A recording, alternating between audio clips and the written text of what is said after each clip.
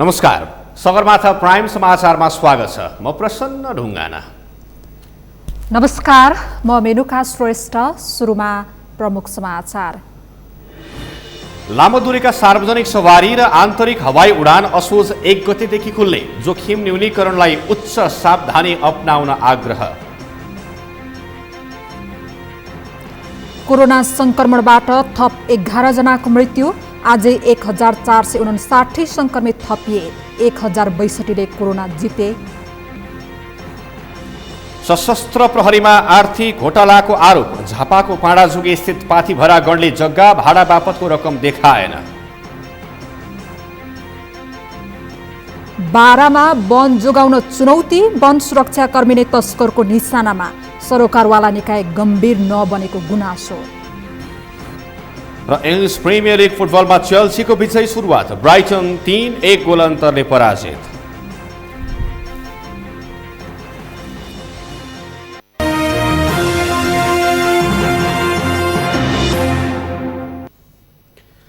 Sagarmatha prime समाचार अब विस्तारमा।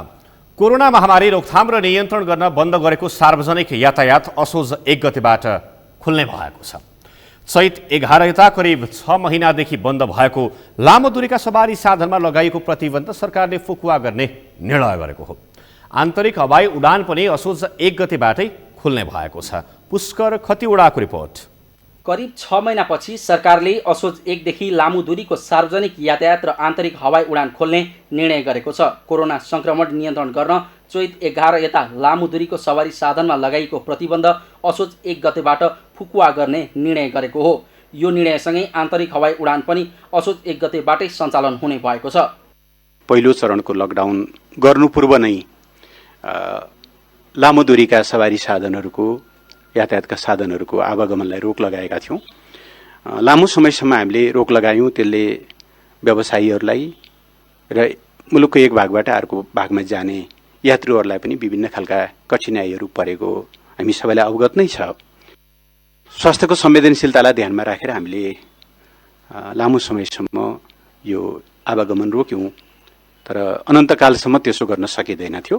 त्यसो भएको हुनाले हामीले यही असोज 1 गतेदेखि लामो दूरीका सवारी साधनहरूलाई पनि खुल्ला गरेका छौँ। आन्तरिक हवाई उडान खुलाउने सम्बन्धमा यो पनि लामो समयदेखि बन्द भएको कारणले हवाई सञ्चालकहरू अप्ठ्यारोमा पर्नु भएको छ र यसलाई पनि हामीले असोज 1 गतेदेखि खुला गर्ने निर्णय गरेका छौँ। लामो रुटका सवारी साधनको सिट क्षमताको आधा मात्रै यात्रु राखेर सवारी गुडाउँदा समस्या नहुने भन्दै सरकारले स्वास्थ्य सुरक्षाको मापदण्डसहित सार्वजनिक तथा आन्तरिक हवाई उडान असोज 1 गतेबाट खुल्ला गर्ने निर्णय गरेको छ। हामीले केही प्रोटोकलहरू, केही निश्चित शर्तहरू तोकेका छौँ। यसको सबैबाट पालना हुने कुरामा नेपाल सरकार विश्वस्त छ र यसको कडाइका साथ पालना गर्न हामी आग्रह पनि गर्न चाहन्छौँ। त्यसभित्र जस्तो सिट क्षमताको 50% मात्रै यात्रुहरू राख्न पाइनेछ। भौतिक दूरी कायम हुने गरी एक पंक्तिको एक सिटमा एकजना मात्र यात्रु राख्नु पाउनेछ र सिट बाहेक अन्त यात्रुहरू राख्न पाइने छैन। सबै यात्रुहरूले मास्क अनिवार्य रूपमा लगाउनु पर्नेछ। यात्रु चढ्ने समयमा सवारीको साधनको ढोकामा र सवारी साधनभित्र सेनिटाइजर अनिवार्य रूपमा व्यवस्था हुनुपर्नेछ। चालक र सहचालकले मास्क, वाइजर र पन्जाहरू लगाउनु पर्नेछ। सवारी साधनलाई दैनिक रूपमा डिसइन्फेक्सन गरिरहनु पर्नेछ र यसो गरिरहँदा यो अवस्था रहँदासम्म चाहिँ तोकिएको भाडा दरमा अधिकतम 50% सवारी साधनका सञ्चालकहरूले लिन पाउनुहुनेछ। करिब 6 महिनादेखि सवारी थन्क्याउँदा आर्थिक सङ्कट बेहोरेका यातायात व्यवसायी र मजदुरले असोज 1 गतेदेखि अवज्ञा गर्ने घोषणा गरेका थिए। हवाई सेवा सञ्चालक सङ्घले समेत हडतालको चेतावनी दिएको थियो। अहिले सरकारले लामो दूरीका सवारीमा लगाएको प्रतिबन्ध खोलेसँगै उत्साहित बनेका यातायात व्यवसायीले सरकारले तोकेको मापदण्डमा नै रहेर यातायात सञ्चालन गर्ने तर यसअघि चाहिँ निर्णय रद्द नगर्न आग्रह गरेका छन्। हजुर, यो निर्णयले चाहिँ अब हामी अलिकति केही हदसम्म भए पनि उत्साहितै छौँ। अब यत्रो 6 महिनादेखि हामी थन्केर बसिरहेछौँ होइन। अब यो चाहिँ अब जस लागू गरिदियोस् सरकारले, अब भोलि यसलाई आलटाल गरेर नसारिदियोस्। अब हिजोको दिनमा भदौ 1बाट असोज 1बाट असोज 5बाट फेरि कार्तिक 1 नपुगोस् होइन। अब हामी सरकारले तोकेको मापदण्ड अनुसार गाडी चलाउन हामी रेडी छौँ। हल्का उत्साहित छौँ, हामी खुसी नै छौँ। सरकारको हरेक मापदण्ड हामी पालन गर्न तयार छौँ। हाम्रो 6 महिनादेखि जुन रोकिएको छ हाम्रो व्यवसायहरू लामो दूरीको त्यो चाहिँ हामीलाई सहज बनाइदियोस्। हामी त्यसमा थोरै भने आत्मनिर्भर छौँ।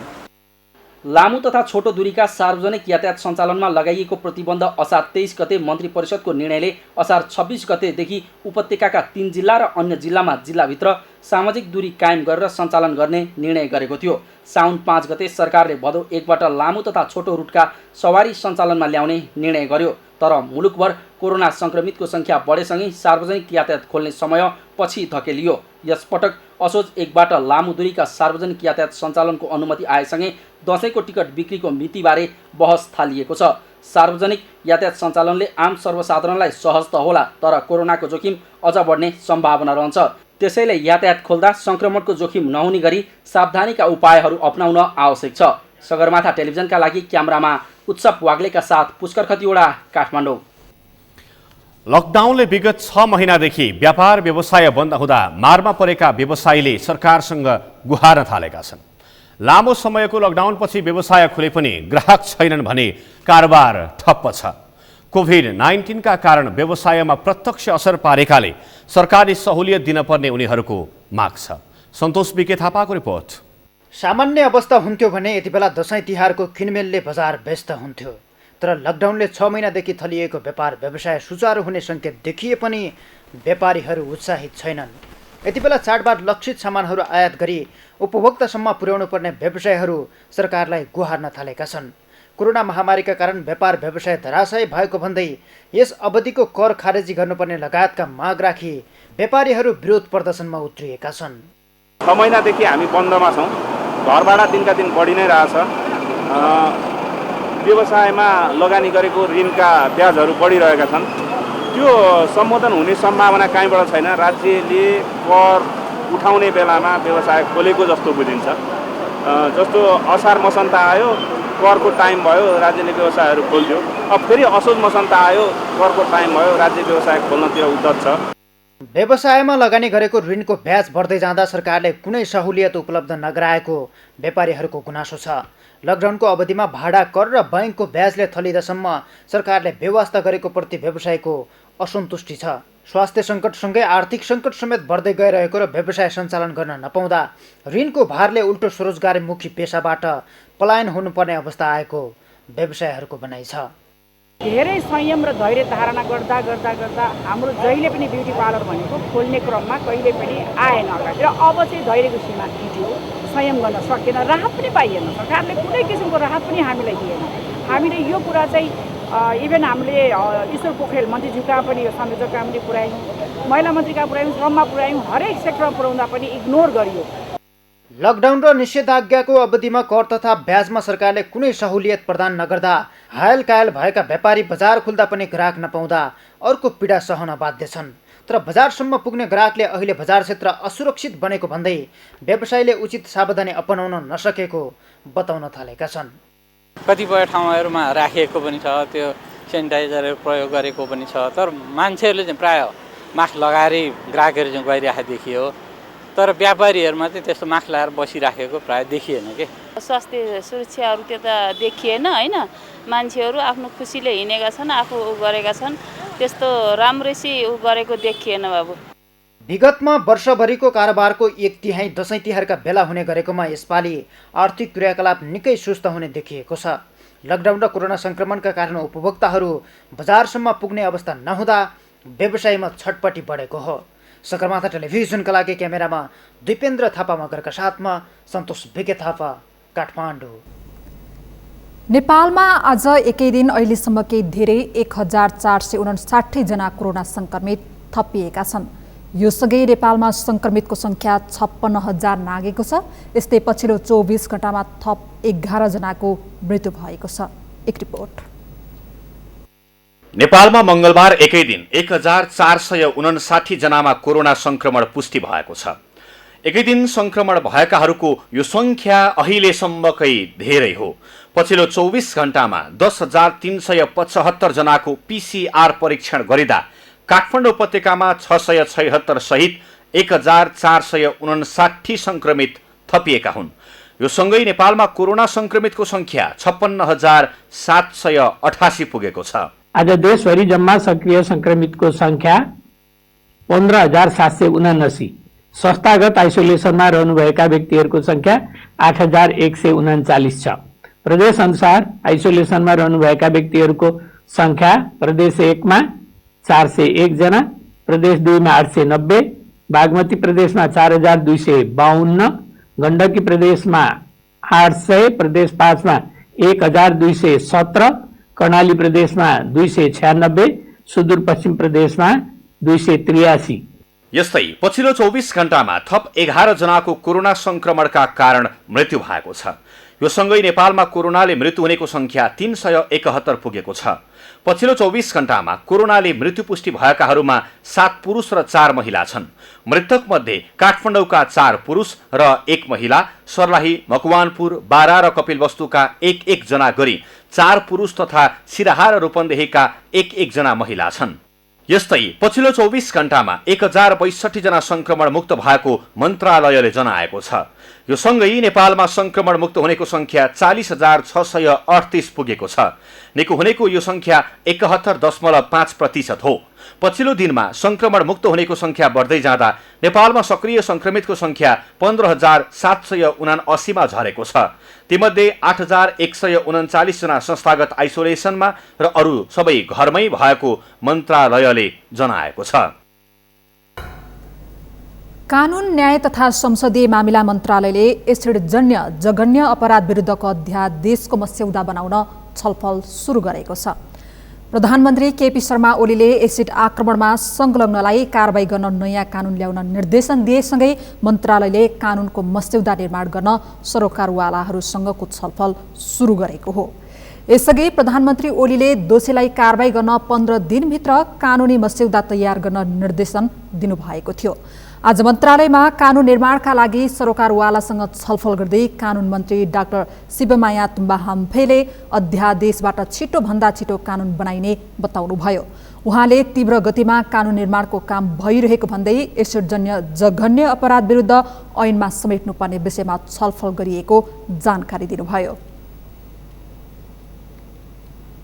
र अब हामीले यो विषयमा अर्थात् एसिड आक्रमणसँग जोडिएको दण्ड सजाय नियमनसँग जोडिएका कुराहरूलाई बढाउँदाखेरि के गर्ने, कसो गर्ने भन्ने विषयमा हामी केन्द्रित रहेर हामी छलफल गरिरहेका छौँ। कार्यक्रममा सरोकारवालाहरूले कडाभन्दा कडा कारबाही हुने कानून तर्जुमा गर्नुपर्ने बताएका थिए। छलफलमा महिला अधिकार कर्मी डाक्टर रेणु अधिकारीले पीडितलाई पीडकबाट क्षतिपूर्ति भराउने विषयलाई कानूनमै उल्लेख गर्नुपर्ने बताउनुभयो।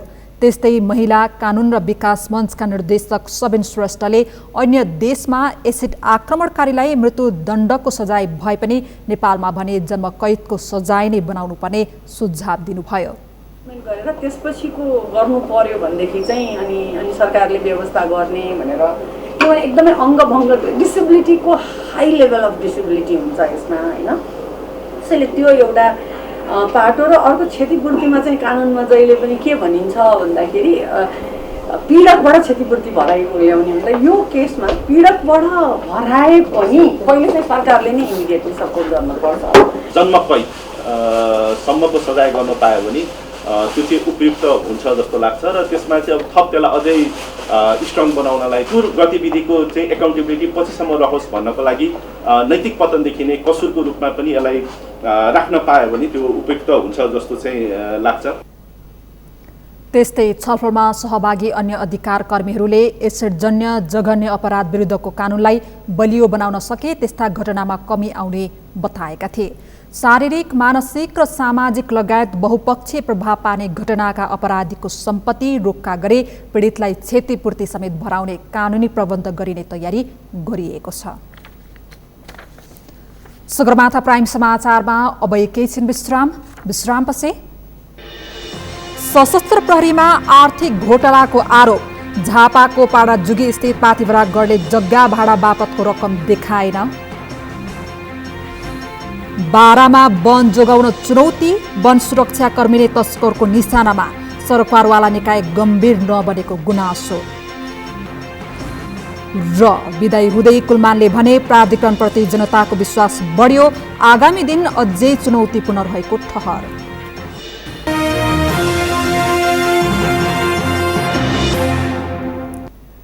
विश्रामपछि सगरमाथा प्राइम समाचारमा स्वागत छ। अब बाँकी समाचार। झापामा सशस्त्र प्रहरीले जग्गाको भाडा बापतको लाखौं रकम आम्दानीमा नदेखाई हिनामिना गरेको खुलेको छ। झापाको पाडाजुगी स्थित तत्कालीन सशस्त्र प्रहरी बल पाथिभरा गणले जग्गाको भाडा बापत प्राप्त लाखौं रकम आम्दानीमा नदेखाएको खुलेको हो।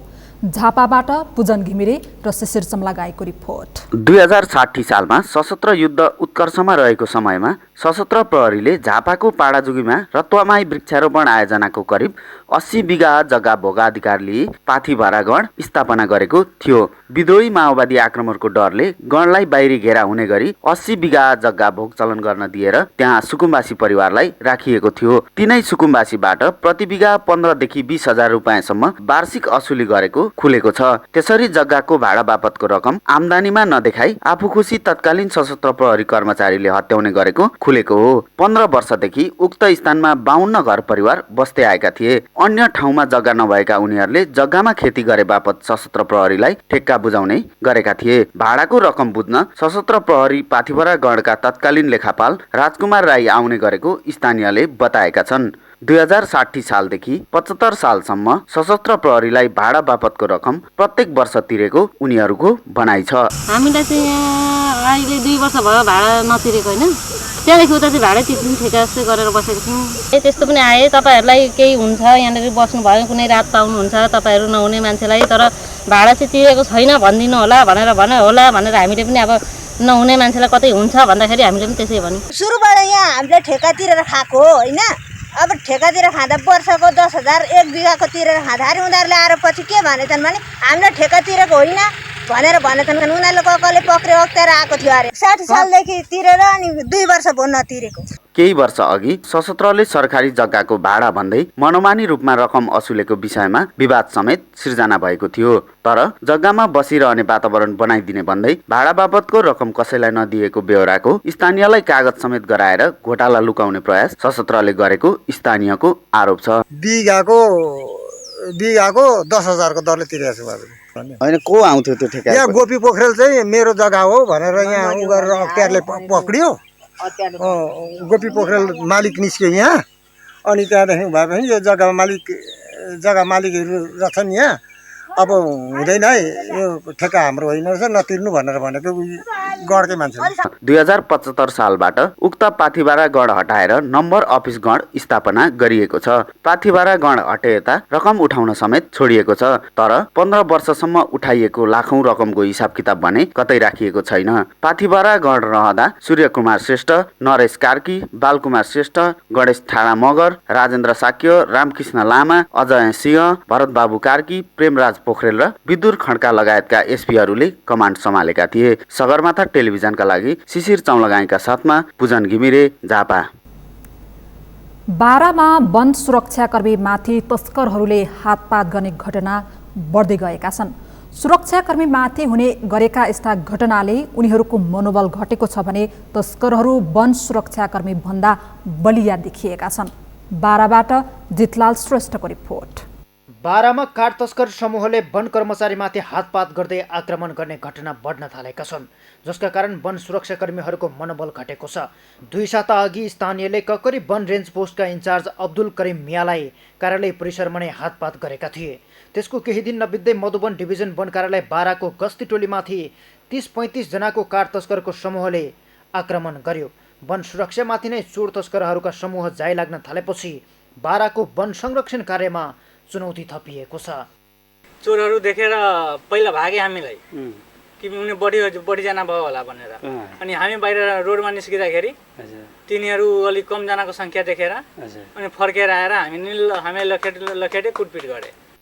यता डिभिजन वन कार्यालय बाराले वन गस्तीलाई कडाइ बनाइरहेको दाबी गर्दै आए पनि काठ चोरी तस्करीका घटना बढ्दै गएका छन्। काठ चोर तस्करहरूको समूहले जैतापुर रामनगर 14 किलोमिटर आसपासको वन क्षेत्रबाट मात्रै वन कार्यालय हाताभित्रकै काठ समेत चोरी गरी लैजाने गरेको छ। अब जङ्गलको तपाईँ के कुरा गर्नुहुन्छ, अफिसबाट काठ चोरेर लान्छ। अब अर्कोको ठाउँ छ, अर्को घर छ, घेराबेरा गर्न त मिल्दैन।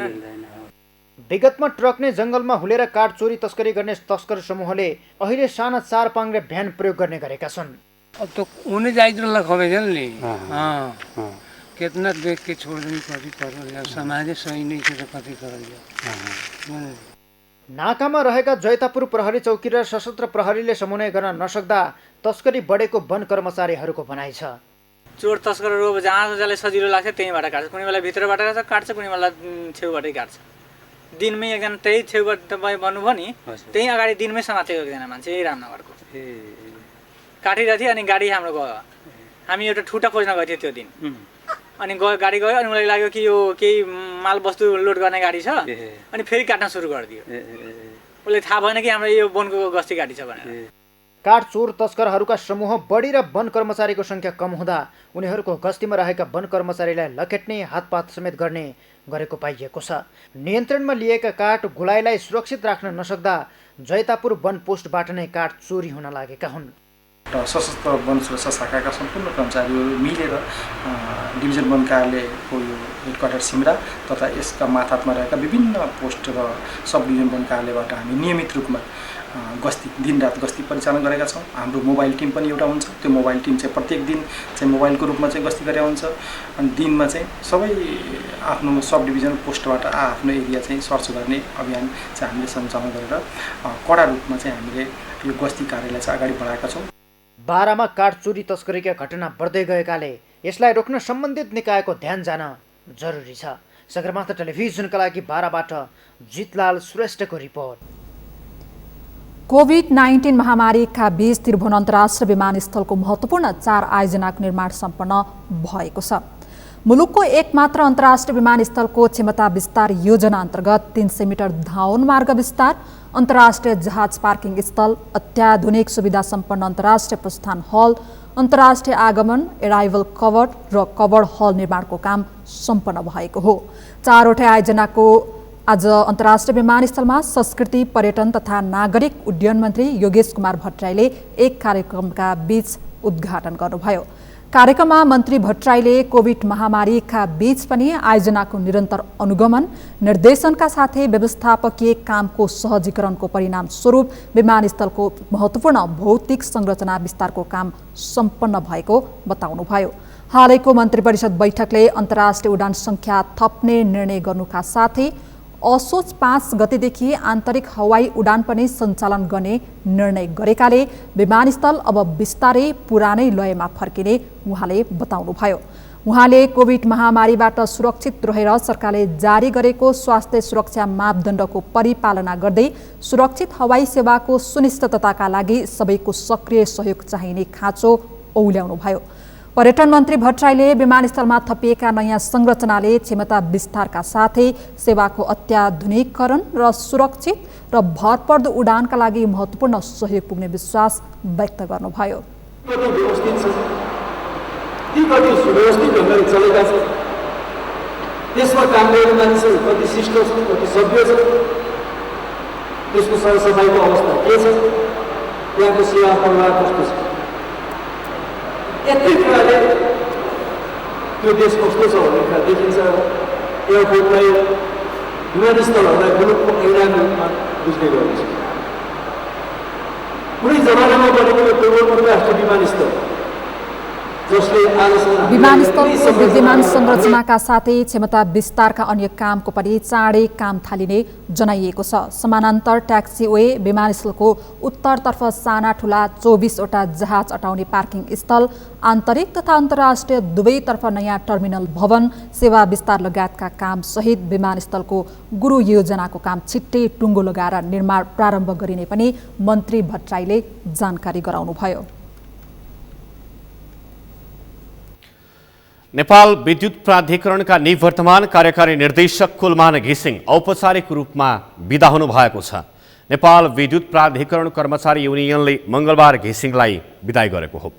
बिदाई कार्यक्रममा बोल्दै घिसिङले प्राधिकरण सामु आगामी दिनमा विभिन्न चुनौती हुन सक्ने संकेत गर्नुभयो। प्राधिकरणले हासिल गरेको उपलब्धिलाई संस्थागत गर्नु पहिलो चुनौती हुने बताउँदै उहाँले उत्पादित विद्युतको सही व्यवस्थापन लगायतको चुनौती आउन सक्ने बताउनुभयो।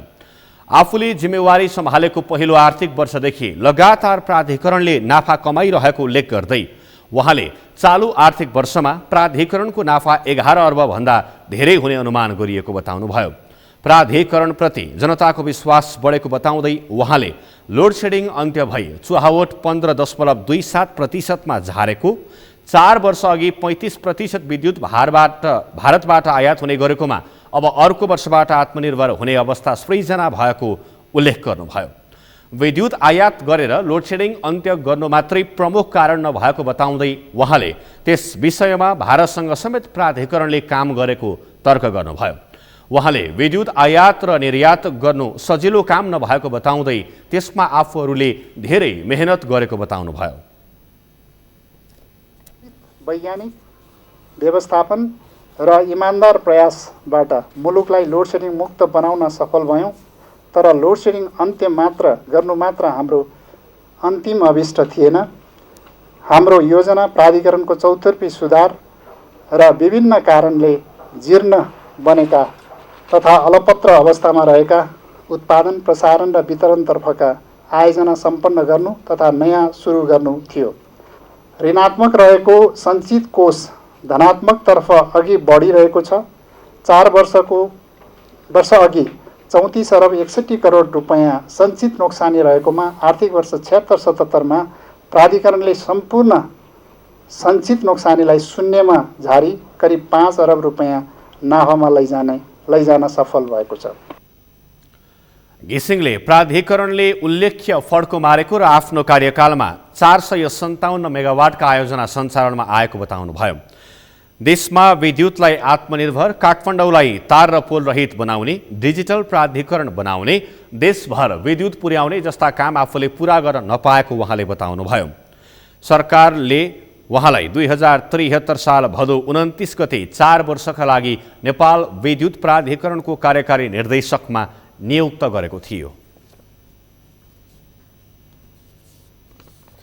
भारत सरकारले नेपाल सरकारलाई गम्भीर अवस्थाका कोभिड-19 का संक्रमितको उपचारका निम्ति आवश्यक पर्ने रेमडेसिभिर प्रदान गरेको छ। मंगलबार नेपालका लागि भारतका राजदूत विनय मोहन क्वात्राले भारत सरकारका तर्फबाट परराष्ट्र मन्त्री प्रदीप कुमार गेवालीलाई 2000 थान रेमडेसिभिर हस्तान्तरण गर्नुभएको हो। मन्त्री गेवालीले उक्त महामारीबाट भारत स्वयं प्रभावित भएको अवस्थामा सहयोग प्राप्त हुनु दुई देशबीच भरपर्दो मैत्रीको प्रतीक भएको बताउनुभयो। उहाँले नेपालको सामाजिक आर्थिक विकासमा भारतबाट निरन्तर रूपमा प्राप्त सहयोगको सराहना गर्नुभयो। Provide every support to this neighboring countries and in these couple of months we have witnessed the continuous support of India to our country and other neighboring countries as well. It is a symbol of our friendship.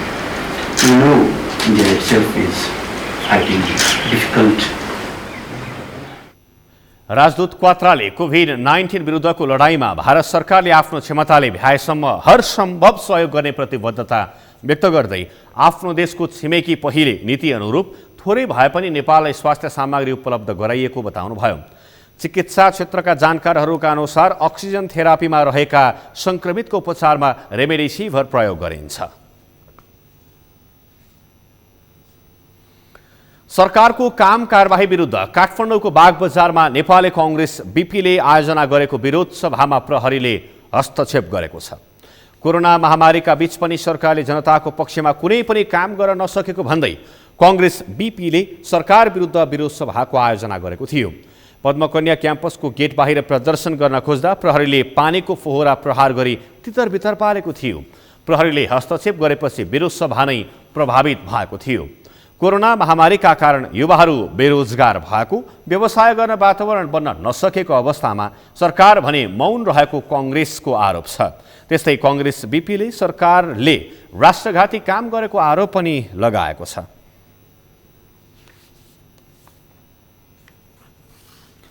जिल्ला आयुर्वेद स्वास्थ्य केन्द्र पर्सामा अनियमितता भएको स्थानीयले आरोप लगाएका छन्। कार्यालयमा अनियमितता भएको भन्दै कार्यालय प्रमुखलाई कारबाहीको माग गरेर स्थानीय जिल्ला प्रशासन कार्यालयमा ज्ञापन पत्र बुझाएका छन्। आयुर्वेद स्वास्थ्य केन्द्रको कार्यालय रहेको वीरगञ्ज 15 विश्वाका स्थानीय ओडावासीले पर्साका प्रमुख जिल्लाधिकारी आसमान तामाङलाई ज्ञापन पत्र बुझाउँदै कार्यालय भएको कार्यालयमा भएको अनियमितताको निष्पक्ष छानबिन गरी कारबाही गर्न माग गरेका हुन्।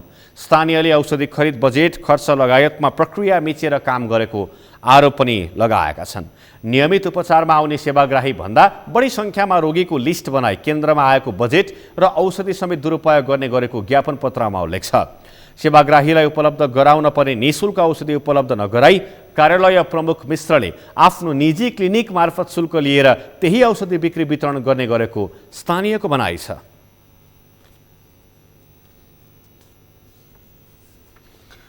कञ्चनपुर सदरमुकाम महेन्द्रनगरमा 10 करोड रुपैयाँ लागतमा निर्माण गरिएको सभा हाल 2 वर्षसम्म पनि सञ्चालनमा आएको छैन। 200 जनाको क्षमताको सिटी हल तयार भएको भए पनि लामो समयसम्म प्रयोगमा नआउँदा जीर्ण बनेको छ। कञ्चनपुरबाट निराजन ओझाको रिपोर्ट। महेन्द्रनगर सिटी हल निर्माण भएको 2 वर्ष पुरा हुँदासम्म हस्तान्तरण हुन सकेको छैन। महेन्द्रनगर सिटी हल निर्माण गर्न झण्डै 2 दशक समय लागेको थियो। समयमै हस्तान्तरण हुन नसक्दा सिटी हल लथालिङ्ग र जीर्ण बन्दै गएको छ। लामो समयदेखि हल सञ्चालनमा नआउँदा बनेको संरचना जीर्ण हुँदै गएको छ। हलका विभिन्न ठाउँमा रङरोगन उब्किन थालेको छ। महेन्द्रनगर विकास समिति भीमदत्त नगरपालिकामा समायोजन नभइसकेका कारणले सिटी हल हस्तान्तरणको कार्य अलपत्र परेको हो। भीमदत्त नगरपालिका 4 पूर्व पश्चिम राजमार्गको दक्षिणपट्टि बनेको उक्त हलको आन्तरिक निर्माण पुरा भएको 2 वर्ष भइसकेको छ। तत्कालीन महेन्द्रनगर नगर विकास समितिले आर्थिक वर्ष 2065-66 मा श्यामसुन्दर गौरी पर्वत जेबी कम्पनीलाई सिटी हल भवन निर्माणको ठेक्का सम्झौता गरेको थियो। सरकारले 2072 सालमा नगर विकास समितिको कामकाज र खाता रोक्का गर्यो। 2075 सालमा सरकारले समिति नै खारेज गरिदिएपछि ठेकेदार कम्पनीले भवन हस्तान्तरण गर्न सकेको छैन। विगत 10 वर्षदेखि यो सिटी हल निर्माण भयो। यहाँ चाहिँ हलहरू निर्माण गरेर कार्यक्रम गर्ने भनेर यसै तय गरियो, तर कुनै पनि सरकारी कार्यक्रम अहिलेसम्म यो हलभित्र भएनन्। भवन संरक्षणका लागि कर्मचारी राखिएको भए पनि भवन रेखदेखमा खटिएका कर्मचारीले पारिश्रमिक पाउन सकेका छैनन्। हामीलाई पनि हामी त्यतिकै बसिरहेछौँ। अब बसेको हामीलाई 2 साल पुरा भयो। हामीलाई सेलरी पनि मिलेको छैन, केही पनि मिलेको छैन, त्यतिकै बसिरहेछौँ खालि। अब रेखदेख हामीले जिम्मा चाहिँ पुरै नै लिइरहेछौँ। अहिले जस्तो हामीलाई पहिला 2 साल बसेको भयो, हामीलाई लगभग 7-8 महिनासम्मको सेलरी दियो, त्यसपछि हामीलाई सेलरी पनि दिएको छैन। ठेकदारले पनि केही मतलब गरेका छैनन्। अब नगर विकासमा भन्दा पनि केही मतलब नै गरेका छैनन्। भीमदत्त नगरपालिकाका नगर प्रमुख सुरेन्द्र विष्टले हल नगरपालिकाको माताहातमा नआउँदासम्म केही गर्न नसकिने बताएका छन्। सङ्घीय सरकारसँग अनुरोध गरेको तर अहिलेसम्म तत्कालीन नगर विकास समितिको सम्पत्ति नगरपालिकामा समायोजन हुन नसकेकाले केही ढिलाइ भएको उनले बताएका छन्। स्थानीय प्रशासनले सप्तरीमा जारी निषेधाज्ञालाई 52 दिनपछि मङ्गलबारदेखि हटाएको छ। निषेधाज्ञा हटेसँगै बजारमा चहल पहल बढेको छ। जिल्ला स्तरीय कोभिड-19 सङ्कट व्यवस्थापन केन्द्रको सिफारिस र जिल्ला सुरक्षा समितिको सोमबार साँझ बसेको बैठकले सप्तरीमा गत साउन 8 गतेदेखि लगाइएको निषेधाज्ञालाई सुरक्षा र स्वास्थ्यको मापदण्ड तोकी हटाउने निर्णय गरेको हो।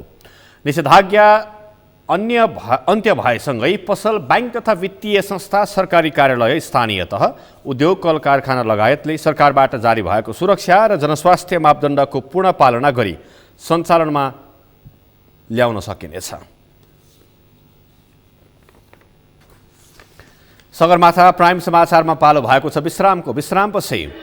कोरोना भाइरसको संक्रमणले विश्वमा 9,33,400 भन्दा बढीको मृत्यु, 2,94,79,80,000 भन्दा बढी संक्रमित। र इङ्ग्लिस प्रिमियर लिग फुटबलमा चेल्सीको विजयी सुरुवात, ब्राइटन 3-1 गोल अन्तरले पराजित।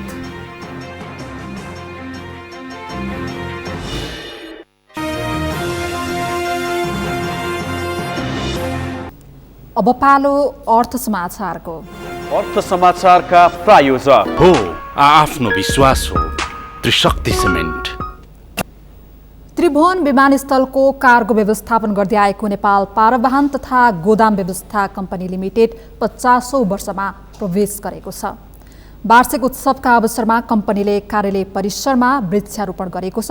यस वर्ष कोरोना महामारीका कारण अन्य कुनै विशेष कार्यक्रम नगरिएको कम्पनीले जनाएको छ। कम्पनी परिसरमा विभिन्न जातका 25 भन्दा बढी बिरुवा रोपिएको थियो। कम्पनीका शाखा प्रबन्धक रोमर श्रेष्ठले परिसरमा वातावरण सन्तुलित गर्न तथा रुख रोप्नुपर्ने अभियानलाई प्रोत्साहन गर्न वृक्षारोपण गरिएको जानकारी दिनुभयो।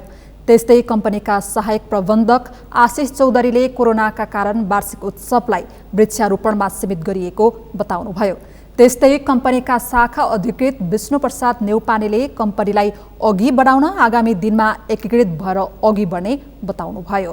आयोजना गरेका छौँ, तर कोभिडको कारणले गर्दा हामीले रक्तदान कार्यक्रम आयोजना गर्न नसकेको हुनाले आज हामीले वृक्षारोपण कार्यक्रम 50औं वर्षको उपलक्ष्यमा वृक्षारोपण कार्यक्रम आयोजना गरेका छौँ र यो कोभिडलाई केही वृक्षारोपणले केही हदसम्म पनि हाम्रो अक्सिजन प्रदान गर्छ भन्ने हिसाबले पनि र वातावरणीय रूपमा पनि धेरै अहिले हाम्रो यो 50औं वार्षिकोत्सवको उपलक्ष्यमा हामीले सम्पूर्ण हाम्रो कर्मचारीहरू मिलेर यस त्रियावी शाखा कार्यालयमा वृक्षारोपणको कार्यक्रम सफल पारेका छौँ। यो कोभिड-19 को कारणले गर्दाखेरि हामीले धेरै प्लान्सहरू बनाएका थियौँ होइन, तर अब त्यो कोभिडले गर्दाखेरि हामीले ती गर्न सकेनौँ। तर एटलिस्ट यो 50औं वार्षिकोत्सवमा केही गरौँ भनेर हामीले यो आज 20-25 वटा बिरुवाहरू लगाएका छौँ। सङ्क्रमणको कारणले गर्दा त्यसलाई सम्पूर्ण कार्यक्रमहरूलाई हामी अर्गनाइज गर्न सकेनौँ। साथै जसरी हामी एकजुट भएर वृक्षारोपण गऱ्यौँ त्यसै गरी हामी अन्य कामहरूमा पनि यसरी एकजुट भएर अगाडि बढ्यो भने पक्कै पनि हाम्रो नेपाल पार्वन तथा गोदाम व्यवस्था कम्पनी अगाडि बढ्नेछ। कम्पनीले आगामी दिनमा चुस्त दुरुस्त सेवा प्रवाहलाई प्रभावकारी बनाउने बताएको छ। यो सँगै हामी सगरमाथा प्राइम समाचारको अन्त्यमा छौँ। अन्त्यमा प्रमुख समाचार फेरि एकपटक। लामो दूरीका सार्वजनिक सवारी र आन्तरिक हवाई उडान असोज 1 गतेदेखि खुल्ने, जोखिम न्यूनीकरणलाई उच्च सावधानी अपनाउन आग्रह। कोरोना संक्रमणबाट थप 11 जनाको मृत्यु, आज 1459 संक्रमित थपिए, 1062 ले कोरोना जिते। सशस्त्र प्रहरीमा आर्थिक घोटालाको आरोप, झापाको पाडाजुगे स्थित पाथीभरा गढले जग्गा भाडा बापतको रकम देखाएन। बारामा वन जोगाउन चुनौती, वन सुरक्षा कर्मीले तस्करको निशानामा, सरोकारवाला निकाय गम्भीर नबनेको गुनासो। र इङ्ग्लिस प्रिमियर लिग फुटबलमा चेल्सीको विजयी सुरुवात, ब्राइटन 3-1 गोल अन्तरले पराजित।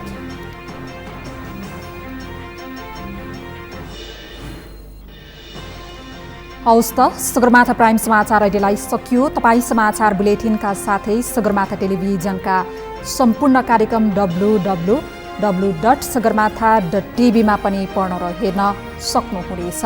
साथै युट्युबमा youtube.com/sagarmatha TV नेपालमा हेर्न सक्नुहुनेछ। साथै तपाईँ हामीलाई फेसबुकमा पनि facebook.com/STV नेपालमा फलो गर्न सक्नुहुनेछ। समाचारको शिखर, नेपालको गौरव, नेपालको पहिलो न्युज च्यानल सगरमाथा टेलिभिजन हेर्दै गर्नुहोला। नमस्कार।